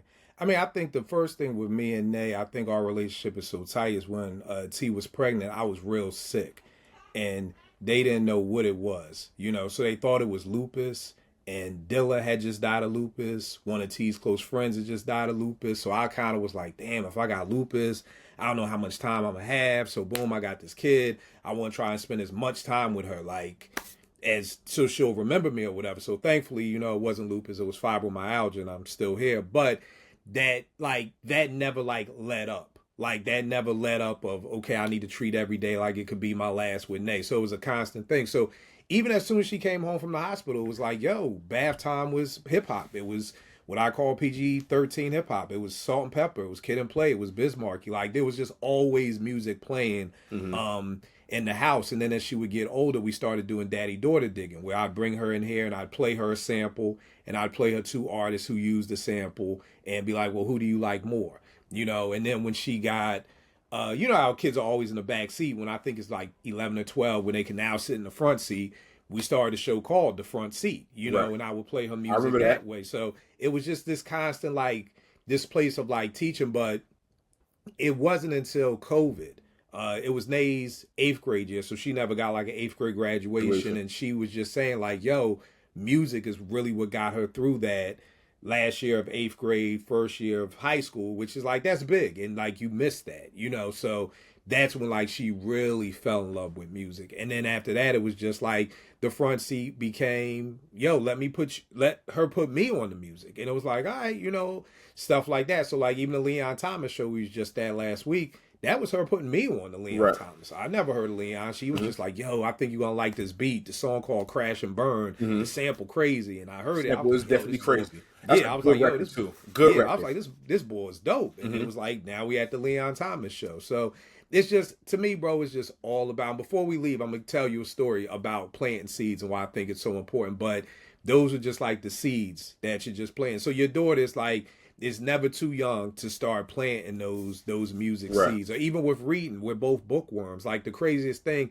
I just downloaded this book the other day, and she came in the house yesterday. True story, came in the house from hanging out with her friends, went to the bookstore, and she got this book, and it's called Zip It. And I was like, yo, I just downloaded this last night. And it's like, how crazy is that Wow. we are both reading the same book? But we would always, the hip hop in me, everything is a battle. So even when she was a shorty, she would go to Target and get a toy, but she had to get a book. And then we would have drop everything and read. And it would be like, yo, you got to read a chapter. I'm going to read a chapter. You got to come up with 3 reasons why your chapter is better than mine. And then we going to battle. So I would be like, yo, my book about Allen Iverson, they talk about this, talk about this. She'd be like, yeah, but my book about this. And they talked about, so it's just planting those seeds of like reading and those things in them and finding a way to make it fun, So it's not like, yo, here, take this book and just read. It's like, nah, Right. we going to battle. We going to battle after this. Right. Yeah, it's just all those things. But it's a blessing, bro. I can't tell you how much fun it is to go to a concert, with Nay. Like, I over enjoy it so much. We went to the Clip show, and it was just like, I was so it's envious. amazing. Oh man, I mean, Yeah. what a moment. Because listen, the one thing about it's funny because I would like my parents are African, so hip hop was just like they still to this day are like, what? I've been rapping for 20 Right. years, and they're like, Right. what? Like, what is this? You know what I mean? Like, they Right. still don't get it. My dad still makes fun of like, he'll be like, you still listening to that hippity hippity? I'm like, come on, cut it out. Like relax. You know what I'm saying? So just to see you, you inspire me to be the dad that I want, like as far as the hip hop dad I want to be, and not to say Right. that I want my dad to be a hip hop dad because I would have Right. loved it, but it just wasn't his twist. You know what I'm saying? And I Right. know it's mine, and I'm just hopeful and prayerful that one, I can get to that age where we'll be able to enjoy it, and two, that she also enjoys the same music that I love. So yeah, man. And the cool thing is, bro, just real quick, is just also for parents watching too, having an open ear for what your kids are listening Right. to. Right. Because it's not just always about, okay, come in here and listen to this. Like one day Nay was listening to something in the car, and I see her jamming. I'm like, yo, play that shit. She got an AirPod. I'm like, yo, play that shit through the speakers. Some chick, play with my pussy, not my emotions. I'm like, oh, okay, cool. I'm like, all right, so what you think of that bar right there? I guess she's saying, play with, make me feel good. Don't mess with my emotions. I'm like, is there another way to make you feel good besides playing with your pussy? Like, we have Right. conversations like this. Right. You know what I mean? I think a lot of parents don't. It comes easier to me because I've been doing this work for 26 years. I've had to talk about sex with my girls and my boys hundreds of times. Right. So a mistake that a lot of parents make is we think talking about sex with our kids is just this one time. Let's hurry up and get it out the way. Right. Get it over with. It's Right. it's an ongoing conversation. Right. You know what I mean? And it's just parents being able to have those conversations, and as a dad being comfortable with having those conversations, or having somebody she can go to. You know what I mean? Because I know a lot of dads will be like, oh no, you gotta talk to your mother about that. And it's like, but my nigga, she's coming to you.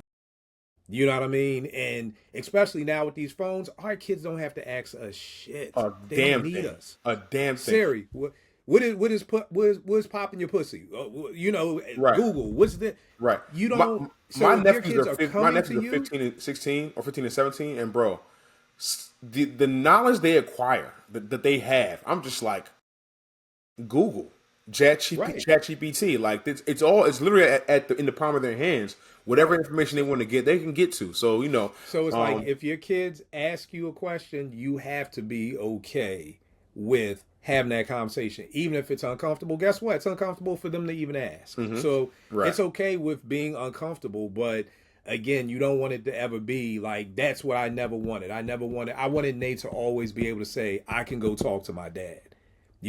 He's not gonna lie or he's not gonna be like, go talk to your mother. Like about anything. And I've anyway, told stories and people be like, God damn, man, I ain't no way am I doing, no way in hell I'm talking to my daughter about that. And I'm like, well, you better send it to Uncle Kill because right. if you don't tell her, somebody gonna tell Somebody her. gonna Like tell her. that's the thing. Somebody gonna tell her, somebody gonna tell her the wrong thing. Right, So there's that you too. always want to. It's always better coming from you than somebody else. At least that's how I feel. You know what I mean? If that's your child, it's always going to be And better. it's so important with the girl dads, bro. It's so important that you don't want to just be like, oh, go to Candace, go to your mother, go to your mother, go to your. No, you want it to be where it's like, nah, I can go to my dad. Like Nay's friends will be over here in high school, and she'd be like, yo, ask my dad. Right, Like, ask right, my right, dad for right, some advice. Like, right. he'll tell you what it is. You know what I mean? And that's dope. That's dope that her friends are even open to be like, yo, ask your dad what this boy did this, and what should I do? Like, yo, that's dope as shit.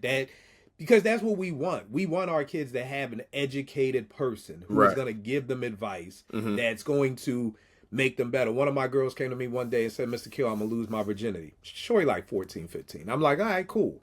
How long you know to do? She was like, about 2, 3 weeks. I was like, all right, cool. Like, I never panic. Like, I'm Right. always like, okay, right. whatever. Right. In my head, I'm like, yo, what the fuck? Like, I'm like, Right. okay, cool. I was like, I said, yo, 2, 3 weeks ain't shit for me in my day. Maybe it's a lot for you. I said, what iPhone you got there? She's like, oh, this new brand new iPhone 12. You know what I mean? I was like, yo, would you let somebody borrow your iPhone 12 for the weekend if you only knew in 2, 3 weeks? She's like, fuck no. And I'm like, but you gonna give up your body and your virginity? And Got she's him. like, I see what you did, Mr. Kill. I Got see. him. Got And him. again, that's the way that I work because my job isn't to tell you what to do. My job is just to give you better choices to make. But then again, that's when people ask me why I've been doing this work so long because I haven't solved the problem. Right. You know what Right. I mean? I'm a puzzle solver. So I'm like, now I have to worry about, well, damn, why do my girls care more about a cell phone than they do their own bodies? Mm. So now Mm. that's something I got to work with y'all on because Right. that's a problem. You Right. know what I mean? So, but it's cool. Like that's what when you're able to do that. And I'm telling you, I was amazing because Nate came out with me this past weekend to give out turkeys in the hood. And so many of my kids who used to watch her for me when I was working are now, Nate's 20, Adults. so they're like Right. 27. Right. And she's able to see all of them. And it's like, I didn't realize how much of bringing her to my teen center, like, we never talked about it. It was just like, you had fun today? Okay, yeah, cool. And then that was it. But like now that she's older, she's like, no, when Patrice used to watch me and I used to do this and I used to Right. do. Right. And I'm like, wow, I had no idea. But it was always about I wanted her like by my side. And I wanted her, because we live in the suburbs, I wanted her to see what was going on in the Right. hood. I needed you That's to be important. hood That's smart. important. I needed you to be able to know how to navigate through these streets and everything. And there was a shooting at her high school once. And she called me like, yo, daddy, they shooting. Yo, hey, you come over here, get over here now. Like, I heard her quarterback and Right. all that shit. And I Right. was like, That's my proud daughter. dad moment. Right. Like, Right. that's it. Right. Like, Right. you Right. know what to do. You know Right. what to do. Right. So, like, it's so dope, bro. But, like, never think that they're too young. Like, that's where a lot of people make them say, like, I start fucking with them when they like 5, 6. No, no, no. Nate was listening to hip hop from day 2. Right. Right. You know what I mean? Like from day 2. And we have so many interesting conversations. She's the one who makes me think. We were painting her room once, listening to old school hip hop. She was like, who's that? I was like, oh, that's Dana Dane. She was like, oh, he's from London? I was like, no. She was like, well, why is he talking like he's from London? I was like, oh, well, he used to be in this crew called the Kango Crew with Slick Rick. Slick Rick is from London. So she was like, so he's not from London. He's from Fort Greene, Brooklyn, but he's talking about he's from London. Isn't that biting? And I was like, God damn it. That would be deemed biting. That would be Right. right. Right, You right. know, like out the mouth of babes. Right, But right. like it's like those conversations. You know what I mean? So yeah, it's dope, man. It's an incredible thing, and I'm excited to see that for you and your daughter, bro, because it's an amazing feeling. Yeah, bro. You know what I mean? I always tell people like this is like I don't know, man. Like fatherhood is it really is like and I've had this conversation with you, and I remember you telling me like I can't explain it to you, you just got to go through it. I remember you saying that to me. Yeah. And now that I'm on the other side of it, I have to tell people the same thing. Like, yo, I can't tell you how joyous it is to be a father. You just have to really go through it. It's an unexplainable feeling, and like it sounds so cliche, but you just can't explain the love that you have for your child. You cannot do it, particularly when you're a girl dad. It's like, Yeah. like you're the person, you're her hero. You know what I mean? You're the person Yeah. who's gonna fix everything, who's gonna make everything better, who's who this symbol of strength, masculinity. She's gonna want who she decides with to emulate her dad, and these are very important things that are the little pieces in her life that she's gonna take with her. So I take it seriously, man.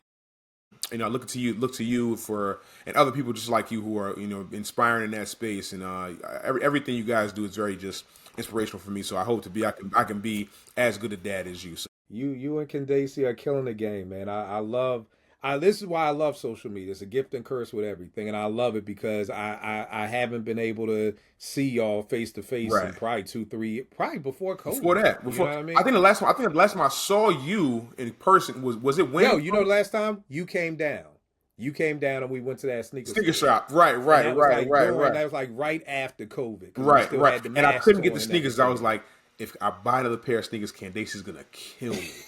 I couldn't. Right. I was like, let me Right. relax. Yeah, Right. yeah, yeah. So like we talking pre-COVID, but I do love that about social media because I'm able to see her grow and able to Right. see her so excited to go to school, and it's like, yeah, y'all are killing the game, man. Y'all are Appreciate doing that, bro. it, man. Appreciate that, bro. So, I'm gonna end this off with a segment. I'm trying to figure out the name for this segment, but we're gonna say, I guess, which one is doper is what we'll call it for now. So, All right. it'll be a couple. I'm gonna go one for one as far as which one is doper. You let me know which. There's some Philly in here. There's some hip hop in here. Tell me this: should I give a deep story first, or Yeah, should sure. I say that to the end? By Or all should I means. say that to the end of the show? No, story now. Okay. Yeah. So story that like God showed me something. So we get this house, backyard is all dirt. So I'm like, yo, Nate, we got to plant some grass so you can have some grass to play on. She's probably like 6, first grade. So she's like, cool. So she's like, what we gotta do? I'm like, yo, we gotta go outside, dig up all the soil, pull up all the weeds, gotta put down, fertilizer, all that stuff. Boom. We out there all day sweating hard. 6-7 hours later, we finish. She's like, all right, daddy, yo, where's the grass? And I was like, fuck. I forgot to tell you that that's not how the game works. Right. So imagine her face where she's thinking I'm doing all this work, and at the end of the day, I'm gonna have grass, Right. and I don't have anything. And I was like, okay, this is the thing. We've got to now water it. And she's like, for how long? And I was like 2-3 times a day for maybe like 2-3 months. And she's just like, you just see the look in her face of like, nigga, this is not what I signed up Right. for. Like, Right. and then she went upstairs and she looked out her window and she could see our neighbor's yard that was all dirt and our yard that was all dirt. And she said, well, Daddy, what's the difference? We just did all this work and our backyards look the same. And I said, but our dirt has promise in it. And if we take care of it, our dirt won't look like that yard in 2 or 3 months. So number one, that was God showing me to teach her, like, don't look at what other people got. Mm-hmm. Like, don't worry about, because that's what'll throw you off. It'll be like, oh, but why we do all the work and we still in the same place? No, if we take care of this, then we could do that. So she was all in now. Now we all in. We watering the grass. We doing everything. Now keep in mind, yeah, I'm from Philly. I don't know shit about growing grass. Right. This is not no YouTube. This is Right. just thinking in my mind what works. We watering, we getting frustrated. There's no grass. And then like one day I go outside at night and there's one blade of grass, bro. One. And I scream, Nay, get down here. And she sees the blade of grass and we jumping up and down. And she's Right. looking at us like, y'all niggas is fucking crazy. Crazy. Like, it's a blade of grass, God damn it. Like, it's one. I said, don't fucking matter. And that's what gave us the energy to keep it going to eventually grow the grass. So I always tell people, like, number one, life is about planting seeds, and I tell this to my volunteers who work with our kids. A lot of people want to be there for the harvest. You plant seeds, you water, there's a harvest. You know, most people want to be there for the harvest because that's where you get the picture taken. That's where the kid is graduating from high school and you're there taking a picture and it's like, oh my God, he couldn't have done it without you. Truth be told, he couldn't do it without the person who planted the seeds way back in first grade. Most definitely. You know, but that person won't get it. So it's just that life is about planting seeds and it's about planting those seeds. So even with this podcast, these are the seeds and it's like watering it. It could take 5 years to get it where you want to. But it's almost like you have to keep watering it to get to the harvest. Right. You know what I mean? And then it's just like that one blade of grass. Like, for me, that's always been a thing. Like, even like you said, if you get 100 people, that's one blade of grass. Right. Like, that's enough to be like, and the thing is that I could not see this grass during the day. I could only see it at night. So it's always about the perception of it. You know, and that one blade of grass is just what you need. Because there'll be times, y'all, people will be like, you know how many rappers have said, Kill, I want to buy a beat, and I'm super fucking happy, and then it never happens, and it falls apart. And it's just like, yo, I got to a point where I was like, I'm not even getting excited until I get the check. But the problem with that is like, but the people like it, Kill. Right. Like, that's a blade of grass. Like, the fact that they're calling you back to say they like it means your shit is dope. And sometimes in life, you just need that blade of grass to keep going. So just a little something out there, but man, you know, it was that was prominent right there. That was a word. That was a word. Amen. Thank you, man. It has definitely helped me to just understand that it's the process. Like, you know, you could try to go out and get some sod real quick, but that's just life. Life is you're gonna have to plant seeds, and of course with grass, you kind of know it's 2 to 3 months. It may be 5 years. It may be 10 years. Right. You know, but the thing is that you have to keep watering. Because the key thing that Nate said was, she asked me, well, what if we just say fuck it and don't water the grass? Then I said, well, all the money we just spent and all the time we just spent, for nothing. It would be for nothing. Right. So that's the thing. So people don't give up. Keep watering the grass. Keep watering the grass. Seeds, keep watering it until you get to that harvest. I would love to tell you I'm not that pastor who's going to be like, this your year, congregate. I don't know when your year is, but just keep watering it until it gets to be your year. So. Right. Well, that was a word from Reverend Kill. You know what I mean? I appreciate that, man. People say that all the time. I tell people I curse too much to be way too much. Hey, man, listen. My congregation would have to be okay with some fucks and shits. Listen, bro, there are pastors out here doing a lot worse than cursing. I'll say that. 100% right. You know what I mean? So we'll take what we can get with that. But I do appreciate that very much. No doubt. So yeah, let's get into call. I guess I haven't figured. Maybe you can figure out a name for it and text me, and we'll figure out a branding thing for this thing. But you know, like I said earlier, to be 2 things. You let me know which one you think is doper. All right. Like I said, some Philly in here, there's some sports in here. You know, we'll get to it. So the first one up, cheesesteaks, D'Alessandro's or Angelo's? Angelo's, easy. Those. Now, what's crazy is for years, me and you had to discuss. It used to be D'Alessandro's. D'Alessandro's, but Angelo's is the move. Yeah, D'Alessandro's, what happened was, I think during COVID and like with social media, people just started picking up on them more. And I think the problem is that sometimes the quality of the steak can change. Because I've been to D'Alessandro's. It used to be my number 1 spot, but I would go and I'd be like, yo, this joint ain't that good. You know what I mean? And then it was like 2 or 3. It became hit or miss. So I stopped sending people there because I'm like, yo, I'm not going to. I be having niggas coming from New York and like from fucking Virginia going up. And I'm like, I'm not going to send you someplace and then it's just hit or miss.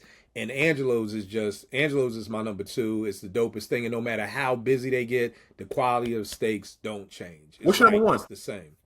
John's roast pork. Listen, top tier. The roast pork is top tier too. Low key. Yeah. You know what I mean? Yeah, but cheesesteaks too. It's Angelo's and John's. And for people watching, I got a cheesesteak show, Illadelph Steak Life, where me and my man Gadget go around. And we there's an episode where I take my people from Black Wrestling Podcast from Baltimore to John's and Angelo's. I think it was like tied. Like half the people like John's, other people like Angelo's better. Right. Angelo's has that Cooper Sharp. So that for a lot of people puts the move. Right, okay. Yeah. All right, cool. All right. Next up, Charles Barkley or Allen Iverson? Allen Iverson. Allen Iverson was this shorty Tanya Pendleton wrote this piece about D'Angelo in '97 in XXL called Voodoo Child, and she explained D'Angelo as a nigga's nigga. You know what I mean? Mm-hmm. And that's Iverson. When Iverson came in the league, and you talk about being in Philly in '96 when Iverson came in the league, And nigga. Philly's a You black ass city, bro. It is, you man. It you is. talk about somebody taking over the city. You talk about Iverson. Iverson was must see basketball. We Right. didn't care if the Sixers lost. We Right. would just wanted to see the crossover. Right. That's That's all it. we cared. Right. The Right. Sixers could have been 0-82, and nigga, the stadium is still packed. Fact. Right. Niggas is still there. Iverson is just a cultural icon. People did not have tattoos before Allen Iverson. I remember being at Morgan. The only person who had a tattoo on campus was a shorty named Anisha out of Brooklyn. Shout out Anisha. She was the only person who had a tattoo. Nigga, after I seen Iverson, it was the draft where we drafted Larry Hughes. I want to say it's the 98 draft. 98. And I was at, Uh, 98. It was the year Paul Pierce, Dirk, all them, that they came out. We drafted Larry Hughes and Iverson came out. And that's when he used to just have a bulldog. right. He came out with all the tats. Whole thing. That night, I was like, I'm getting a tattoo. Tattoo. And that was the night I went and got my first tattoo, all because of AI. Solid. Solid. Solid. All right. Okay. Okay. All right. Randall Cunningham or Jalen Hurts? Randall. I got to go with Randall. See, just because for me, Randall was like, I always say this about y'all, and I gotta give Philadelphia credit on this. Y'all keep a black quarterback, bro. My entire life is a black quarterback. Oh, and I hate the Eagles, but one thing I gotta give y'all, bro, my whole life, y'all have had black quarterback after black quarterback after black quarterback. Franchise guys. Randall's a franchise guy.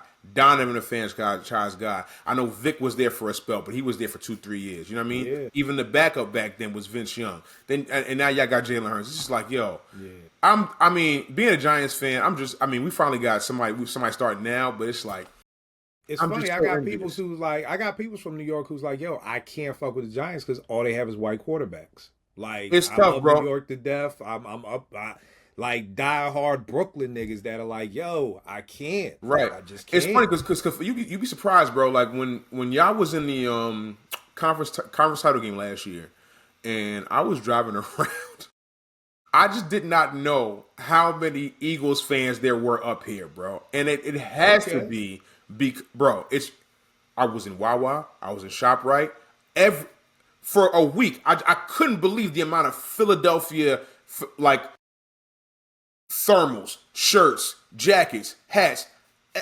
It was everywhere, and I was like, "Damn!" But it has to be because of black quarterbacks. It's the only explanation I have because I don't like Philly anything, and I've been up here my whole life. You know, as far as I love the city of Philadelphia, but in terms of sports feet, look at this guy. There you go. That one still stings. I'm not gonna hold you. That one still stings. Well, I mean, hell, ever since Saquon met with Trump, he done lost his superpower. Well, so that's fair. That's fair. I mean, you got that too. That's fair. This nigga can't get 8 yards a game now, right? So you know. But I gotta go with Randall. My grandmother was a huge Eagles fan, so just growing up, you know, just Randall Cunningham, you know, one of the first like running quarterbacks, like quarterbacks who were moving out the pocket. Right. So love Jalen to death. Love that he brought the chip to the city, but yeah, definitely Randall for me. Okay, all right. KRS-One or Big Daddy Kane? Oh, that's and listen, I say this because you and I've been on podcasts with you, and I just know the affinity you have for KRS-One. But you also just mentioned Big Daddy Kane being the savior for the dark skin guy. So I had to. I'm gonna say KRS just because like the album I probably played more than any other album in my life is Criminal Minded. So this is probably the album I've played the most. And I think KRS doesn't get enough props. I know everybody's like Rakim changed the way that people rhyme, but when you listen to Poetry that dropped in like 87 on a 12-inch, I mean, when I heard Poetry, I was like, I've never heard anybody rhyming like this. KRS to me kind of fell off for a while and then bounced back with Return of the Boom Bap. So as an MC, I'm going to go KRS over Kane. Even though I love Kane, but Kane only had really 2 dope albums. Okay. You know what I mean? Did a lot of work in his time because back in those days, a 12-inch, Raw came out in 87, and Raw, a 12-inch, like, Yow's song could live for fucking 9 months in 1987. Not a song could live for a year and a half. A year and a half. Like, I mean, like a 12-inch could live forever. Right. So it was like, yo, you heard Raw, and we weren't like how we are right now. If we heard a new Stove Guys song today, we'd be like, when's the album coming? Like, Raw, you were just happy to hear it. But I mean, just discography, Kane only really has 2 5 mic classics. I mean, this by any means, Some people may say the Blueprint, definitely Return of the Boom Bap and the KRS-One album. So yeah, definitely I gotta go with KRS. You going, That was Chris? a good Okay, one, bro. okay, okay. One. That was a good one. All right, let's take it to Philly hip hop. Let's go Beanie Siegel or Black Thought. Beanie Siegel. That ain't and when I say that's not close, people say that it's like disrespect, but it's not. It's Siegel just speaks to me more, man. Siegel just speaks to me more. I think it's funny because I've argued with friends about this, and I don't want to. They've tried to mince my words when I say that. I've said that I think Freeway had the best album on Rockefeller outside of anybody named Jay-Z or Kanye. I think Freeway's first album is outstanding, and I think it's better than any Beans album. I do, however, think that Beans is without question the better MC. He's just more talented. He just has. There's so much more depth to the shit he says, and he reels you in to a life that a lot of us have not seen or been accustomed to. I think he is on the Mount Rushmore of Philly rappers for me without question. Oh, without question. This five mic class. I wholeheartedly agree. That's a tough. I mean, here's the thing. Project. Beans. Anytime Beans is on a song with Jay, a couple of times he got Jay. Listen. We know. And again, and if Jay is a lot of people's goats, then I mean, what does that say about Beans? I love Thought. To me, Thought is he doesn't. I say this and people say it's like disrespect. To me, he's a spitter. He doesn't really rhyme about anything. Like to the point that I even did this thing on Twitter called the Black Thought Challenge, where I was like, if you can tell me a song where Thought is rhyming about a specific topic, do that 15 times, and it can't include a girl song. It can't include You Got Me or Break You Off or The Nautic or any of that silent treatment. Nobody could do it. I had Black Thought fans fighting each other like, no, Star is about the political imprisonment of black men in the community. And somebody else like, no, Star is about blah, blah, blah, blah, blah. And I'm like, and people were like, no, you can't do this. I was like, and I did it for Common and Guru, your favorite rapper. And I timed it. I was like, yo, Common, payback as a grandmother. Niggas robbed Com's my grandmother on the boat. Right. Find out who did that was on Like Water for Chocolate. That was on Like Water for Chocolate. Like here are songs like, Testify. Here are songs where there is no doubt what he is talking about. Right. You know what I mean? And it's no diss the thought. And I tell people this all the time. I pulled these out because I want you to see that I love the Roots. Just because I'm not saying Thought, this is like my Roots collection. That's crazy. And this is only the CDs. We're not even talking about vinyl. So I tell niggas, before you even want to say a mumbling peep to me about Thought, show me your Roots collection. That's crazy. Because y'all niggas love talking shit about rappers, and then you don't even fucking support them. And bro, I'm talking about all 5 copies of Things Fall Apart. Boom. You got all the covers? Boom. That's crazy. All 5 covers, bro. All 5 covers, my Yo, nigga. Kill. All 5, nigga. So don't nobody say shit to me about Kill be hating on Black Thought. I done brought... Because the Roots have done so much for my city. They have really put Philly on the map, whether it was Black Lily, just everything that they do. I buy all of Questlove's books. I brought his fucking cookbook. I don't cook. So I just tell people, like, I'm not the nigga who's going to cat for somebody. I'm going to support somebody. So just because I don't think Thought is the GOAT doesn't mean that I don't love the Roots. I don't love Thought. I mean, you talking about organics, bro. You talking about niggas don't even know about From the Ground Up, which was their EP. Wow. Before Do You Want More came out. You know what I mean? So again, don't do it, y'all. I feel you. All right, 2 more. Which one? Okay. All right, let's do this. Paid in Full or The Great Adventures of Slick Rick? Paid in Full. Yeah. You love that Slick Rick album, no? Yeah, I do, but it's Paid in Full, bro. I mean, Rakim. We were just talking about this on the show. Like, Rakim is recording my melody in Marley's crib, and Marley Marl, who at the time is probably as big as, like, say Timbaland was in like 2001, 2002. And Marley and Shan is laughing at Rakim, like, yo, you rhyming too slow, man. My melody is too slow. I know my personality, I would have buckled. Like, Right. oh shit, like Dr. Dre is telling me that I Right. don't sound Right. good. Okay, fuck it. Well, how should I rap? Right. Rakim was like, nah, nigga, This this is it. is how I rap. This is what I do. And when you go through, I mean, I remember listening to that album, y'all, and that's one of those first albums where every song I'll be like, yo, my melody, I take 7 MCs and put them in a line and add 7 more. Like, I tell people when you hear that rhyme now, it's like, okay, he ain't do nothing. But in 1987, my nigga, to hear that, to me, now that's it's 21 MCs ate up at the same time. bro. Easy does it, do it easy. That's how nigga. Don't let it fool Stop. you. That line is outstanding now to this day. Right. So It's just like I hear my melody and I'm like, yo, it can't get no better than this. Then I hear Eric B as president. Yo, it can't get no better than this. I feel you. I ain't no joke. I ain't no It joke. can't I get ain't no no joke. better than Crazy. this. Fucking, I know you got soul. I'm Right. like, yo, what the fuck is this nigga Funny doing enough, now? Like, what are we doing? Before I started doing projects, those were the 2 albums I listened to.